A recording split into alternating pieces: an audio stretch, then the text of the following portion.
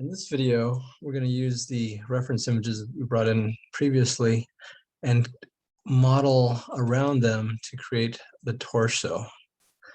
So this is our end goal for the end of this video. So to start with, one thing I wanted to point out is that my reference images are semi-transparent. And if you want to do that, it's a really simple tool that you go to shading at the top of your viewer, top left of your viewer, go to shading and then X-ray. You can see this is without it. And it's a little bit more cumbersome if you can't see through them. So go to shading and then turn on X-ray, and now you can see through them. And again, don't forget to have your reference image layer visible first of all, and then restricted so that you don't accidentally select them when you're trying to move your model. So with that all set, we're going to go to create and then Polygon primitives sphere. And I'm just going to use the default values. If we go to the polysphere 1, you can see it's set to 20 and 20. I'm going to stick with that. We're going to add more geometry, but we're also going to delete some pieces. So for now, we'll just stick with that. And I'm going to go to the front view and drag this up into the middle of the torso. And you can see that's a pretty broad, from the side view, it's a pretty deep barrel chest. So I'm going to scale this so it fills up as much as I can. And he's got huge traps and huge lats. I don't want to scale much larger than this at this point, because at least not all three values together. I'm going to scale the X value independent of the Y and Z value. So I'm going to hit R again to scale. And that's how, I don't think I said that before. So to scale this, I hit R as a hotkey, and then I drag it out. Now I'm going to grab this red square and drag it by itself without the other ones. So I'm only scaling in the X value. You can see the scale X value is larger now than the other two. So, and you can see how nicely that fills out the shape of the traps and the lats and the pectorals. I'm going to go to the side view now, or the right view, and I'm actually going to rotate it. I'm going to hit E to rotate and rotate all of them together. Maybe about there. And I'm going to be playing with rotations. I'm actually going to rotate individual edge loops as well. But for now, you can see that pretty much encompasses the majority of his upper body. We can even look at the top view and see how well that works there. You can see these back muscles do stick out a little bit, but we're going to modify this shape to form that better. So back to perspective view.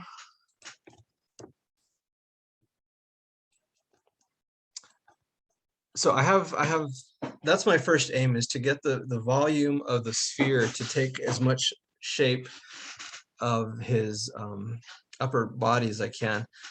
The other thing is that I'm trying to do, my goal is to position these concentric circles, these rings, in a way that they land near his neck, because I'm going to end up deleting that out so that I can put his neck there.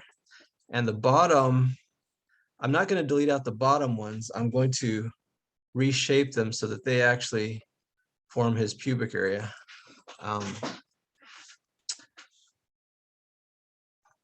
So let's go to the side view, the right view. And you can see that there's a lot of negative space between his chest and his abs and the inside of the sphere. So I'm going to adjust these rings. So I'm going to hold down, right click and hold, and I'm going to go to edge mode, and I'll double click on this center edge loop, and I'm going to hit R to scale it. And if your scale isn't oriented in relation to your object, the sphere, you can go to modeling tools and then go down to where it says scale settings and object. Mine is set to object. That's why it's, when I scale this, it's going to scale in line with that object, that rotation that I already created. If yours is in world, where it's scaling to the world axis, it's just a simple switching from world to object mode. And so, like I said, I'm going to scale in the Z axis. I'm going to drag. Actually, before I do that, another really useful tool. I can scale these one at a time, and at some point, I am going to get more specific with each edge loop. But at this point, it's I kind of want to scale multiple, because you can see that there's a lot of other edge loops that also need to be brought in. So I'm going to turn on soft selection. And right now it's set to 0.25. That's very little influence. In fact, you can see at 0.25, it basically doesn't have enough influence to do anything outside of what's already been done without soft select. So I'm going to raise that value to, let's say 2, and hit enter. And now if I scale that, you can see that it influences a lot more. And that's probably too much. So I'm going to put it to 1 and hit enter. And that's a little bit better. So I'll scale this in. And you can see as I scaled in to get closer to the chest, that also pulled away from the back. So that's okay though, because I'm going to hit W. In fact, I should go to my object mode again. So now I'm in line with my rotated object. And I'm going to drag these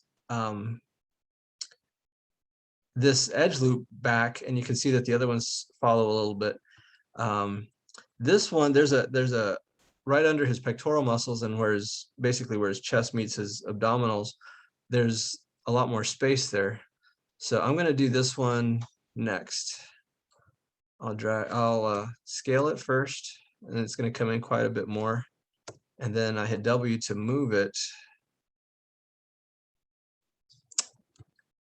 And I might even drop this one a little bit lower. Maybe I'll even scale it and then drop it. So I'm using R to scale and W to move. And I'll do the same to the top, because you can see the chest this is the shape of the chest that I'm going for. So I'm going to pull these down a little bit. Actually, I think I'm going to raise my soft select value to maybe 1.5 and drag that down a little bit more, and then drag it back. That's getting pretty close, and I'll scale it in the Z axis. I want to be careful I don't do it too much, because then I'm going to pull it off of that, lose some of the positioning I already achieved. I'll make it even less. Maybe I'll go to 0.5 this time in the soft select. 0.5 isn't very much, so maybe 0.75. I might just end up going, oh, actually, that looks pretty good. So I'm going to pull it back a little bit and then scale it in the Z axis. And I know it's the Z axis because you can see it's dark blue. So dark blue always represents the Z axis. Red represents, or not dark blue, I guess it's just standard blue. Red is X, and then green is Y. And that's not just for the scales, that's for translates and rotates as well. And the one that you have selected, it highlights yellow. So right now, green is highlighted yellow because I have it selected. Now I have the Z axis selected, so it's highlighted yellow. All right, so I didn't mean to drag that quite so much. I'm gonna move it back a little bit. Maybe I'll scale it a little bit forward again. That's pretty good right there. And I'll do this one. Maybe I'll turn off soft select at this point and be more specific to the individual edge loops. Actually, I think I'll even do this one. Scale this one out again just a little bit. That's probably better. And do this one by itself and move it. So another thing I already need to be doing that I haven't been doing is I want to start rotating these. Right now I've been scaling and moving the edge loops, so you can see that they're taking shape, but I also need to be rotating them around the x-axis, the red axis here, so that, like I said before, I can align these faces with his head, where his neck would be, where his neck and head meet. So he doesn't really have a neck, but all his muscle. So I'm going to actually take these together. Instead of using soft select, I'm just gonna select all these together and hold down Shift and make a marquee. And I'm going to go to the perspective view, and I'm just going to check to make sure that all the edge loops, I'm sorry, all the edges on that top ring, and then the concentric ones after that are selected. I'm going to go back to right view, and I'll rotate this in the x-axis so it's yellow, and you can see the blue and the green, so that means the yellow is a red axis, red is x-axis. So I'm rotating it, and then I'm going to scale it, and maybe I can flatten this a little bit and scale it a little bit more, rotate it. Actually, I'm going to turn soft select on again because I want this this next ring to follow a little bit as well. And maybe a little bit higher. Maybe 1 is better value. Yeah. And I'll drag it forward a little bit. And maybe I'll deselect. So I hold down Control to deselect, and I double click on the one I want to deselect. I'm also going to flatten these because I don't need that much height. And I'll rotate them again. I'm just going to keep doing this up the trapezius muscles. So hold down Control and double click on maybe the next 2 edge loops, and I'll scale these together and then rotate them and maybe pull them forward. Let's see what that looks like in the front view. Yeah, so that looks pretty good from the side view, but you can see that the front view is probably way too wide. If I go to the front view, the actual front view, not perspective, you can see that these, well, it may not be easy to tell, but I want, let's say this ring that I have selected, I want that to be where his neck meets his head. So that's too wide. I want to get this inside his head shape. So I'm going to hit R and scale this in the front view, maybe to right there. And that's at least inside his head. So if I go to the perspective view, yeah, I probably need to scale it in the Y as well. And maybe even in the Z. I think I scaled it too much. So I'm just undoing some of that. So I'm gonna grab this light blue and drag it out until it just is on the inside of his head from the front view. And that's pretty good. So I'm gonna turn off the soft select and select this one by itself. And I'm trying to get a flat spot, which I'll end up deleting whatever is inside that flat spot. But let's see how that looks. That's pretty good. Yeah, so I'm going to select these faces on the inside, and you can do it one of multiple ways. You can select one and then hold down Shift and double click, and that selects that ring, and then you can delete that ring, and that only deleted that ring. And then now we have 2 objects that are part of the same, or two. Well, I guess they're still the same object. But if I just double click on one of these sections of this inner circle, you can see that it only selects what's on the inside. So I'll delete that as well. And that's where his head is going to connect to his neck.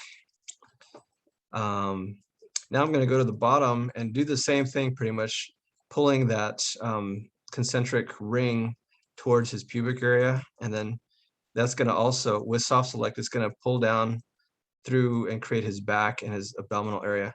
So I'm gonna go to, in fact, maybe I'll do it this way. I'll select these faces. So that's, I showed you one way you can select. Another way you can select is holding down, right click and hold, and then go down to paint, and then paint select. And you can see there's a little red circle with a paintbrush.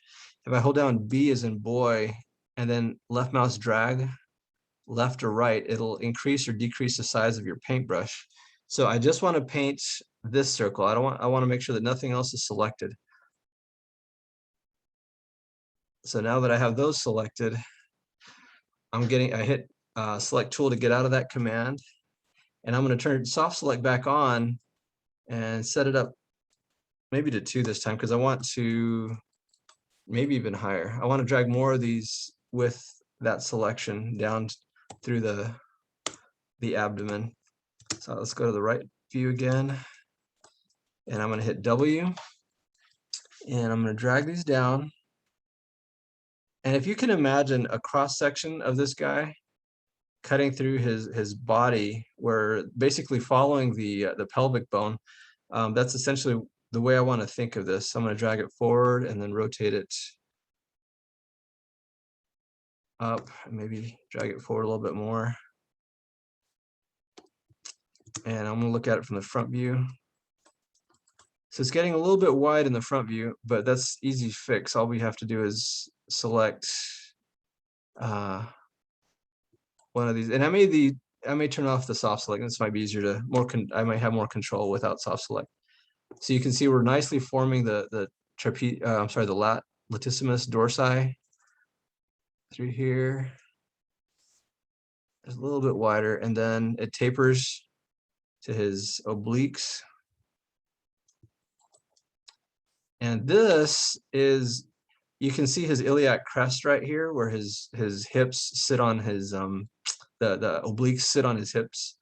If I go to the right view, I actually want to rotate this so this line follows that iliac crest. So I'm going to hit E in the right view and then rotate it down and pull it up a little bit, and maybe even scale it, because you can see it's outside of his abdominal area. Maybe pull it back just a little bit more. And I'll double click on this and then scale that as well. And do the same thing up here. And I'm keeping the geometry fairly basic. We can certainly add a lot more geometry to get closer to a more accurate representation of the model. But for now, I'm just trying to get the basic shapes working. Yeah, that's pretty close. I'm also going to need to take this one and modify this, because we're going to need this edge loop up higher to give us, we're going to create basically a socket, kind of like we did for the head up here. We're going to need to do that same thing for the leg, and then another one in here for the arm. So we're creating a void so that we can connect those extra body parts to the model. So I'm going to rotate this up and pull it back. And I think the next two, I'm actually going to rotate the other direction. In fact, I'll go back to that concentric circle at the bottom and reselect that and drag it forward and then rotate it. So this is going to be at the base of his pubic bone. So actually, let me go to the front view, and I'm going to scale that. That's better. And then from the right view, I'm going to drag it forward just a little bit and up. And I think this needs to be a little bit wider. Maybe pull it up a little bit. And probably this one too. I'll drag this one forward a little bit. So I'm not looking for perfection at this point. these are pretty rough. This is still a pretty rough model at this point, but essentially that's what I'm looking for the torso. You can see that it's pretty well represented. So I'm going to create openings, like I said, for the arms and the legs. I'm only going to create one side though, because I'm going to end up deleting the left, this half of the torso.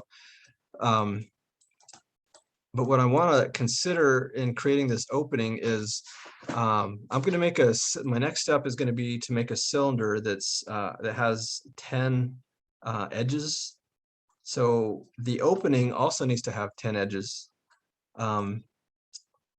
So if I go to, let's actually go to the right view again, and I'm looking up here. So I'm going to reposition these vertices a little bit. And if you wanted to, you could play with this a little bit. If you turn on symmetry, it's not really necessary because, like I said, we're going to delete this side. But if you just want to see how symmetry works, you can go to symmetry and then turn it to object X. And whatever you do to the left side will be done to the right side, or vice versa. And it's a useful tool, but sometimes it just stops working and you don't realize it. And you end up only working on one side, and it doesn't select the correct vertex. So I found that I can't really trust symmetry very often, and especially if I'm going to delete half of it anyways. So I'll just turn it off. But if you can imagine cutting off his arm at the shoulder and looking at the cross section, he's going to have an armpit. So I'm going to create more or less a space in here for an armpit. And then I'm going to pull these down a little bit to thinking about how the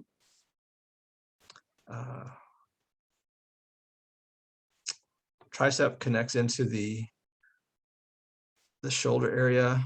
And then here's where the posterior deltoid will connect into the shoulder area. And then here's the medial deltoid.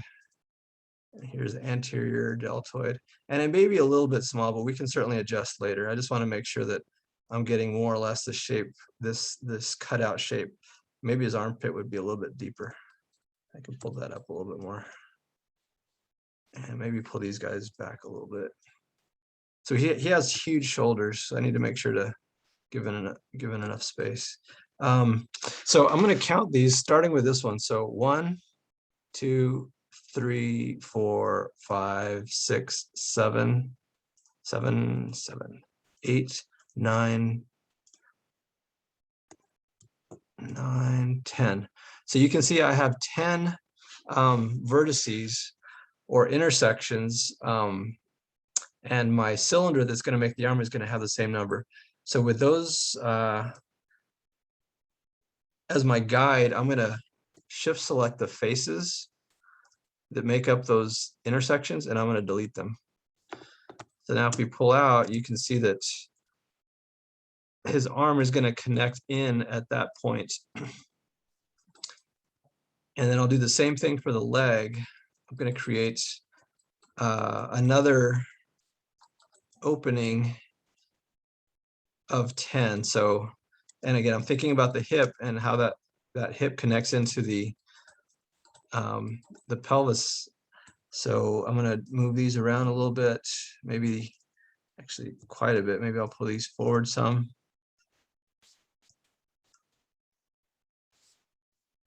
So it feels more like the pelvis. So 1, 2,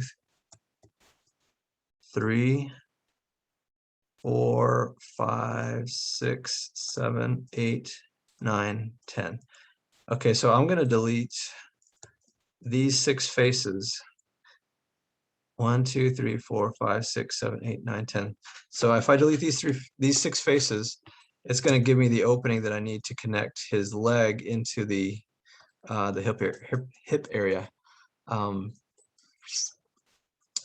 And the last thing I'll do, like I said before, I'm just going to delete the right side.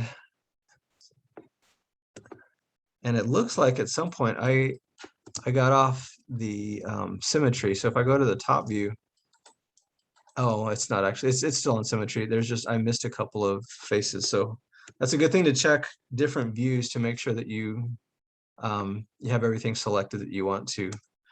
So now if I go to the front view, you can see that it is symmetrical. So in the next video, I'm going to create the cylindrical arm and legs that will fill these openings.